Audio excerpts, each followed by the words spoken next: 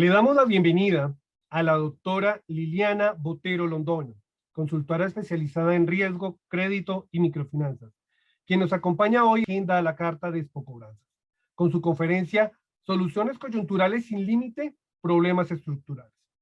La doctora Liliana Botero es economista de la Pontificia Universidad Javeriana, con una experiencia de más de 30 años en el sector bancario, en gerencias y vicepresidencias de crédito y riesgo, en bancos como Estebandes, Superior, Megabanco y Bancafé. Trabajó además en el Fondo de Garantías de Instituciones Financieras, en Acción Internacional y en la Central de Riesgo de Datacrédito Spiria. Como vicepresidente de Riesgo para América Latina y el Caribe de Acción Internacional, lideró el desarrollo e implementación de modelos de riesgo y evaluación de crédito para la industria de microfinanzas en Bancosol Bolivia, Mi Banco Perú, Banco Solidario Ecuador, Finamérica Colombia, entre otros. Actualmente participa en las juntas directivas y comités de riesgos del Banco W en Colombia y de Financiera Progresemos en México. Doctora Liliana, bienvenida. Buenos días, nuevamente con ustedes. Mil gracias a Ciclo de Riesgo por esta invitación.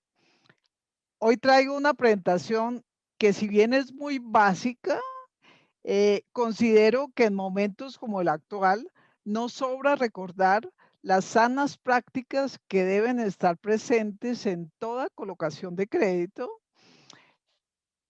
aún en escenarios de reestructuración y reprogramación de deuda.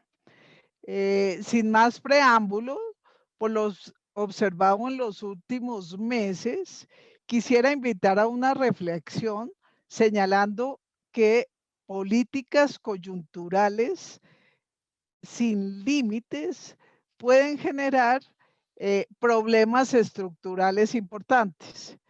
Con esto doy inicio a mi presentación. En efecto, soluciones coyunturales sin límites generarán problemas estructurales. Mi presentación va a tener especial énfasis en la consideración de ampliación de plazos en las reprogramaciones y algo relacionados con las condonaciones tan generalizadas en estos momentos.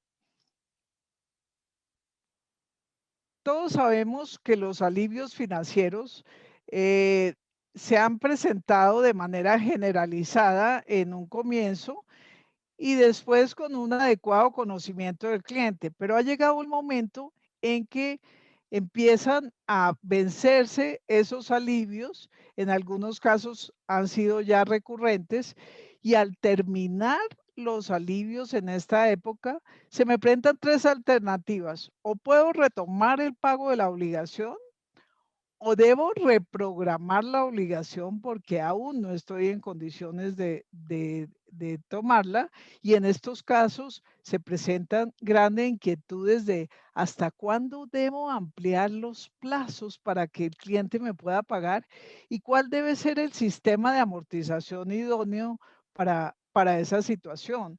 En verdad, pues tradicionalmente están los sistemas de amortización mensual en la mayoría de los casos, en microcrédito, en banca de consumo y aún en créditos comerciales. Sin embargo, so pena de, para no tener que incrementar plazos de manera tan importante, pues existirían opciones de tener cuotas extraordinarias cada determinado periodo, cada 6 meses, cada año, al final de la obligación. Sin embargo, como tal vez a muchos nos ha pasado, hemos encontrado limitaciones en los sistemas tecnológicos que no nos permitirían ampliar, establecer estos sistemas de amortización con la rapidez y la facilidad con que quisiéramos. Y por último, igualmente nos podemos enfrentar con la realidad de la imposibilidad de algunos clientes de atender la obligación. Con este escenario, quiero pues nuevamente hacer énfasis en que esas políticas laxas de ampliación de plazos y o condonaciones nos pueden generar una cultura de no pago. Es muy importante que, que, que hagamos énfasis en que el cliente debe destinar una parte de sus ingresos al pago de sus deudas. Periodos largos sin esta cultura, generan la cultura de no pago que puede ser muy lesiva para el sistema financiero e incluso para la tranquilidad financiera de las personas naturales y jurídicas. Adicionalmente, se nos puede presentar el riesgo de contagio en la medida que muchas personas encuentren que muchas otras dejaron de pagar su obligación y han podido manejar su flujo de caja sin hacerlo, se puede volver esto generalizado y un riesgo de contagio puede ser muy lesivo para el sistema financiero. Es interesante, después de estos alivios, no argumentar que los beneficios están en que usted no tiene que pagar su deuda en este momento, sino por el contrario, es interesante manifestar que puedo, puedo vender como beneficios al cliente el que si usted hace un esfuerzo y me paga el crédito dentro del plan de pagos pactados, puede adquirir un beneficio. Entonces estoy fomentando el esfuerzo para el pago en condiciones normales y no argumentando beneficios por el no pago de la deuda en un periodo de tiempo largo. Creo que este preámbulo es importante. Ahora, si nos centramos en las sanas prácticas desde la óptica de los clientes, podemos mirarlo tanto en personas naturales como en personas jurídicas. En personas naturales, yo creo que, y ya lo he dicho en otras oportunidades, la industria de microfinanzas casi que nos da una lección en materia de esa orientación a la consolidación de ingresos familiares. Hoy más importante, en periodos de no crisis, pues tal vez esa consolidación de ingresos familiares no es fundamental, pero en periodos de crisis como el actual, pues ahí la unión ayuda a que se puedan atender obligaciones. Entonces, esa cultura de consolidar ingresos familiares es importante. Igualmente, la destinación de un mínimo de esos ingresos familiares al pago de las obligaciones financieras. No esperemos a que se venzan los alivios. No esperemos hasta que solo hasta dentro de 6 meses debo pagar mi obligación o solo hasta dentro de 3 meses debo empezar con las cuotas.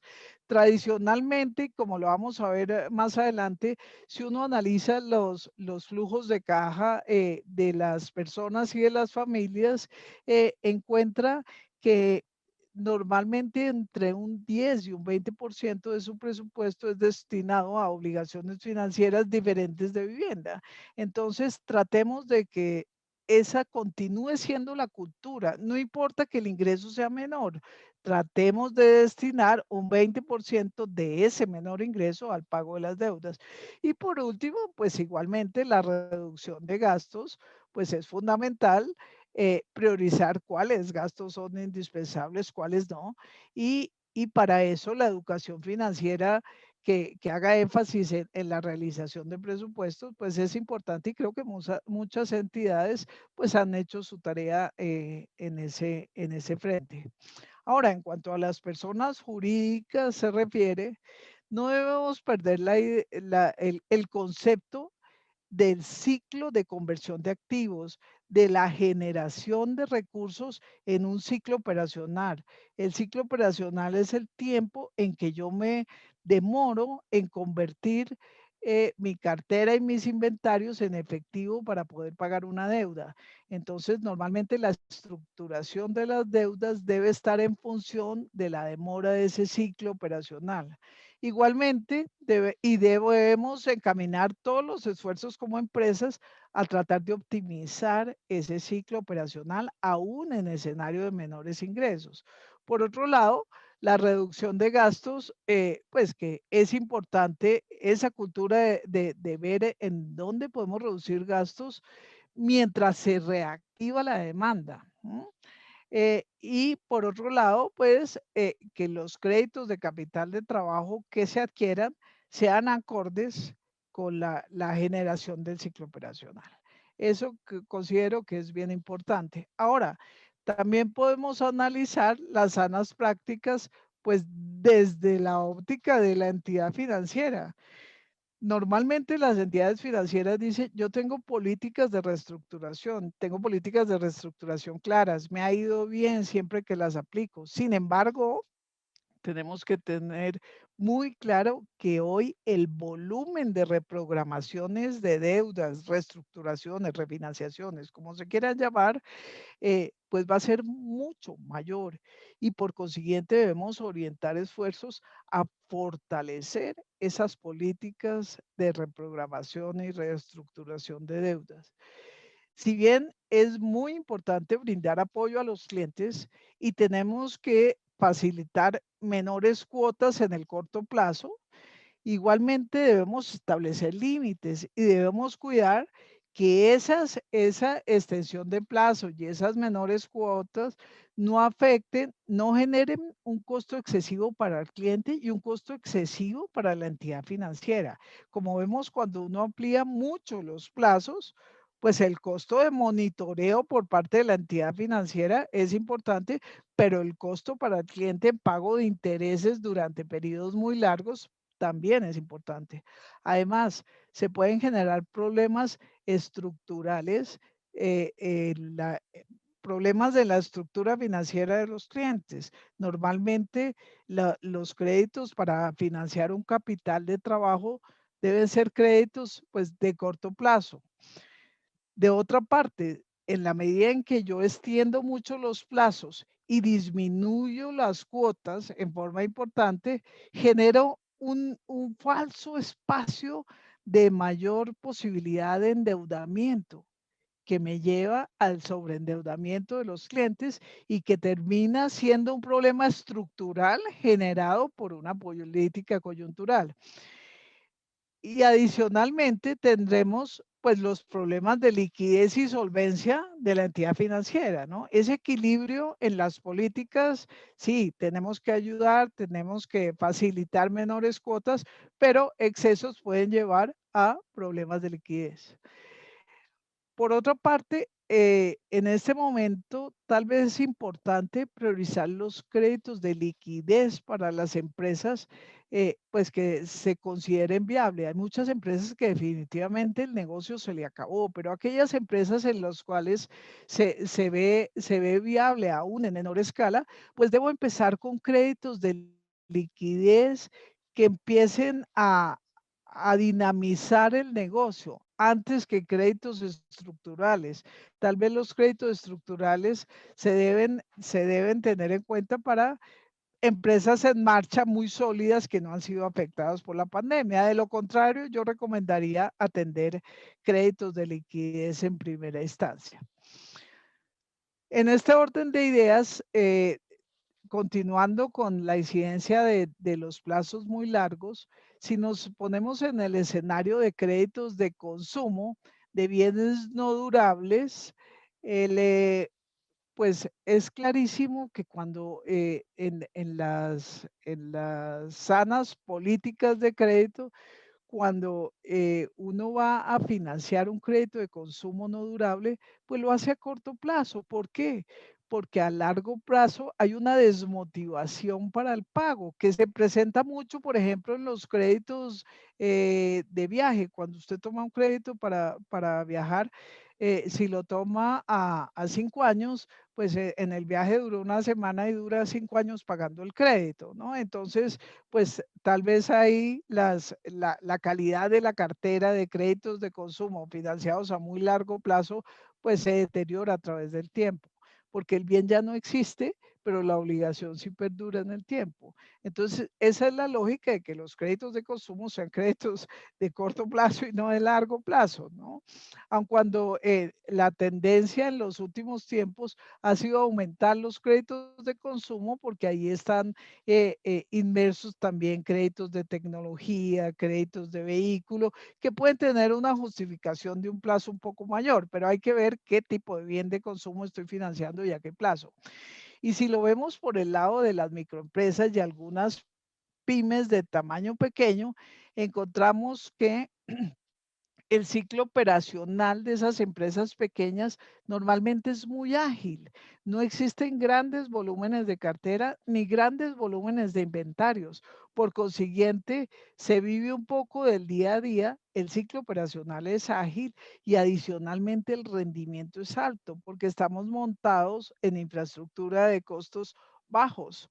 Por consiguiente, pues no tiene sentido de que si yo estoy generando recursos de manera recurrente, aplace de manera muy importante los pagos porque esto me puede generar excesos de liquidez y desviaciones de recursos.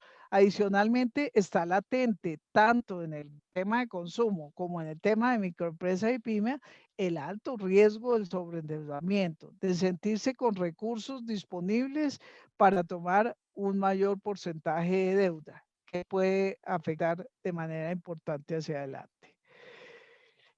Quisiera retomar, y como lo decía al principio, son conceptos muy básicos, pero tal vez son útiles en este momento.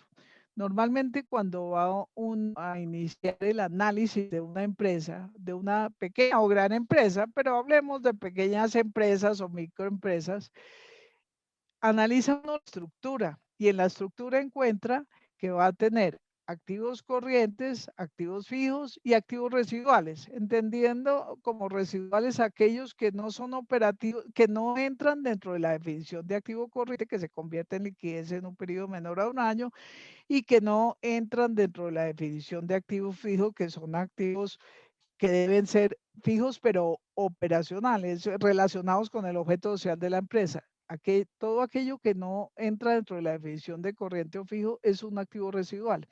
¿Y cuál es la teoría? La teoría y la sana práctica es que los activos corrientes deben ser financiados con pasivos corrientes y los activos fijos y residuales deben estar financiados con fondos estables. Esos fondos estables normalmente son el patrimonio y el pasivo de largo plazo. Ahora, normalmente en el ciclo de conversión de activos puede haber imperfecciones, entonces es sano tener un colchón, es sano tener que un porcentaje del activo esté financiado, del activo corriente esté financiado con pasivo de largo plazo y eso es lo que llamamos el capital de trabajo. Sin embargo, en este nuevo escenario donde está siendo se presenta todos los días la necesidad. Si yo amplío los plazos de manera excesiva y no estoy dentro de límites, ¿qué pasa? La foto aquí cambia sustancialmente.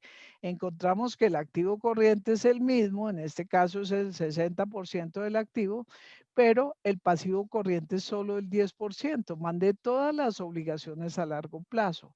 Entonces, cuando yo convierta este activo corriente con las rotaciones de cartera de inventarios, obtengo unos recursos que no los tengo que destinar a pagar el pasivo porque tengo solo un 10% de pasivos.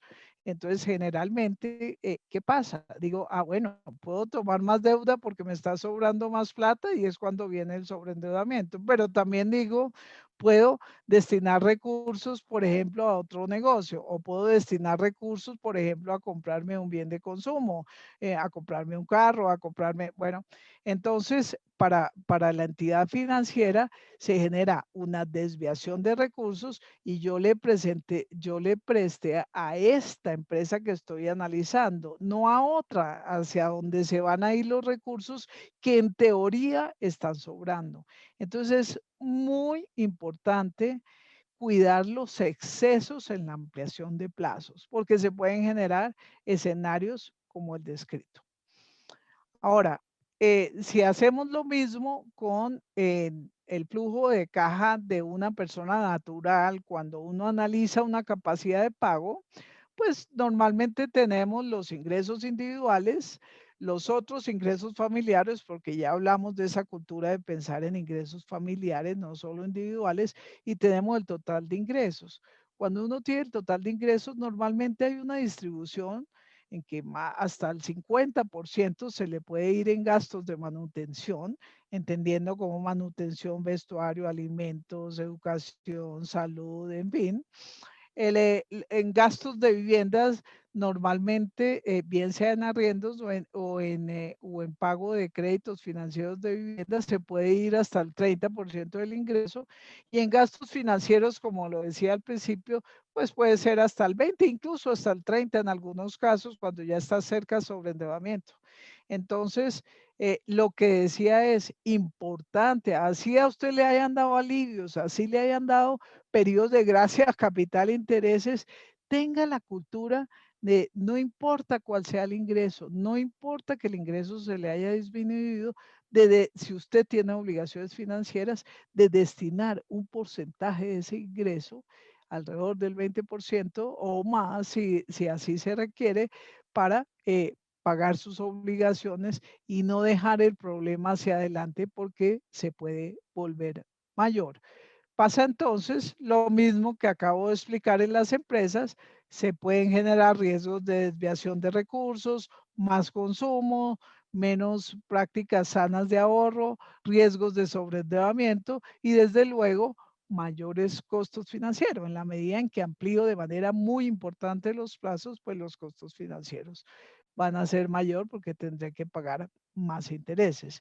Y en ese sentido, entra acá una reflexión a la que quiero invitar y es a detenernos un poco en hacer el ejercicio de ampliar los plazos y ver que a medida que aumento el plazo, la disminución de la cuota es menor.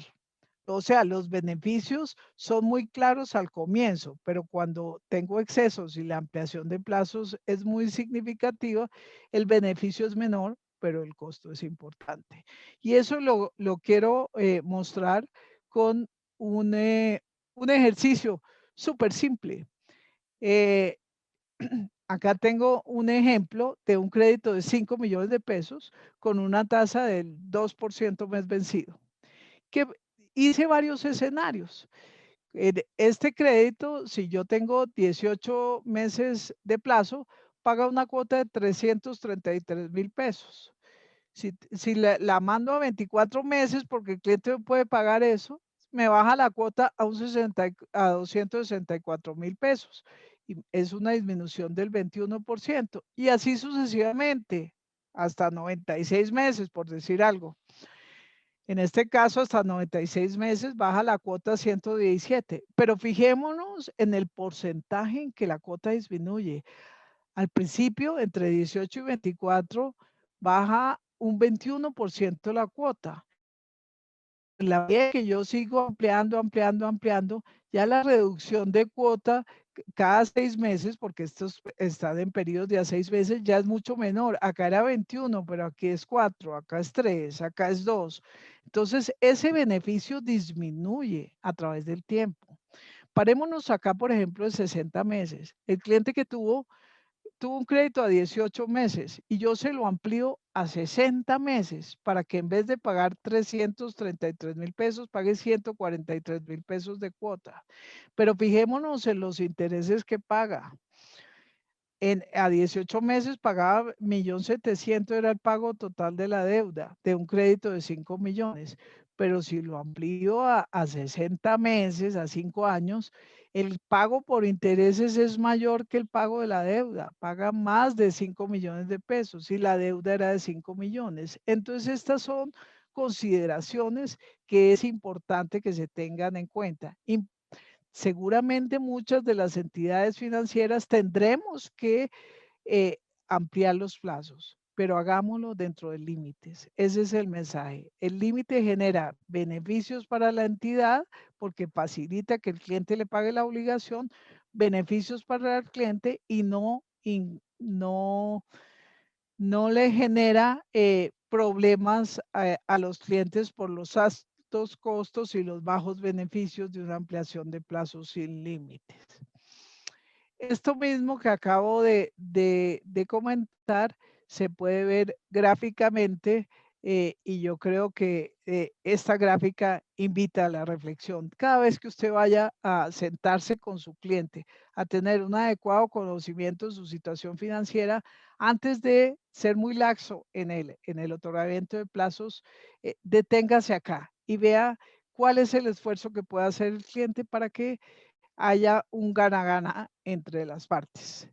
Y por último, pues llego así a la conclusión que es fundamental en la reprogramación de las deudas ese conocimiento detallado de la nueva capacidad de pago del cliente, conocer bien los ingresos, conocer bien la estructura financiera, conocer la estructura del pasivo en empresas pequeñas, incorporar los límites de ampliación de plazo y límites a las condonaciones. Si bien la situación es difícil, eh, no debemos promover condonaciones sin límite, debido a que debemos acordarnos que nosotros somos custodios de recursos del público. Nosotros no podemos eh, ser irresponsables en implementar políticas de condonaciones muy laxas, ya que los recursos, igualmente somos intermediarios de recursos financieros y los recursos provienen del público. Entonces debemos dar facilidades dentro de límites y tener mucho cuidado con el volumen de las condonaciones en intereses y mucho más en capital. Y por último, pues es fundamental ser solidario en las reestructuraciones que emprendamos hacia nuestros clientes.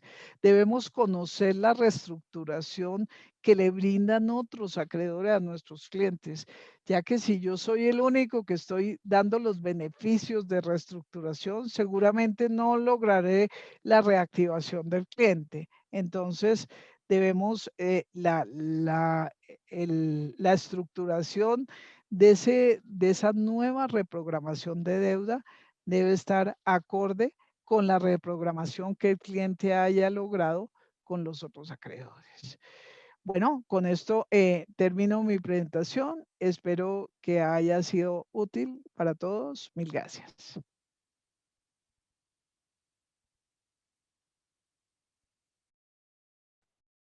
Doctora Liliana, muy interesante lo que nos ha compartido el día de hoy. Muchas gracias por acompañarnos. Continuamos con Expo Cobranzas. Adelante, Mauricio.